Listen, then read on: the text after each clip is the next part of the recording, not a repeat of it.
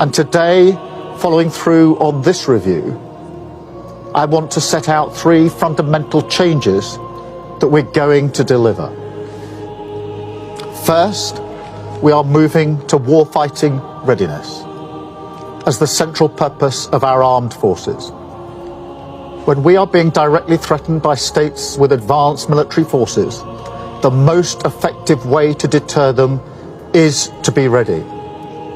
And frankly, to show them that we're ready, to deliver peace through strength. Now, Britain has the finest servicemen and women in the world. We're showing them the respect that they deserve by delivering the biggest armed forces pay rise in 20 years, and by pledging today that we will end the hollowing out of our armed forces. We'll build a fighting force that is more integrated, more ready, more lethal than ever, backed by a stronger strategic reserve, fully trained and ready to mobilise at any time. Second, everything we do will add to the strength of NATO. As we step up to take greater responsibility for our collective defence, the NATO alliance means something profound.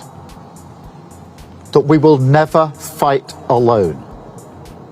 It is a fundamental source of our strategic strength.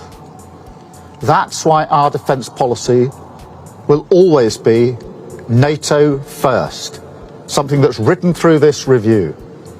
The transformation we are driving in our defence must add up to Britain's biggest contribution to NATO since its creation, so that when we're building new capabilities at home, we are making our allies safer too, strengthening Europe and strengthening our bridge to the US as Britain's first partner in defence.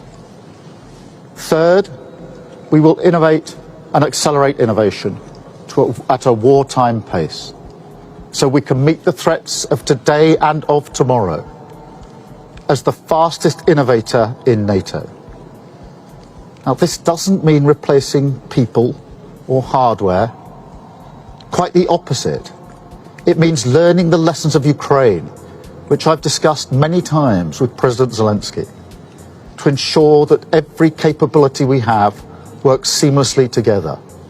Drones, destroyers, AI, aircraft, each different branch of our armed services fully integrated to create an army which is 10 times more lethal by 2035. And in delivering all of this, we are more ambitious than ever for the change it can bring. To deliver not just security for our country, but renewal too. After the Cold War, many nations cut defence spending, freeing up public funds, creating what was called a peace dividend, which people felt in their public services and in the quality of their lives.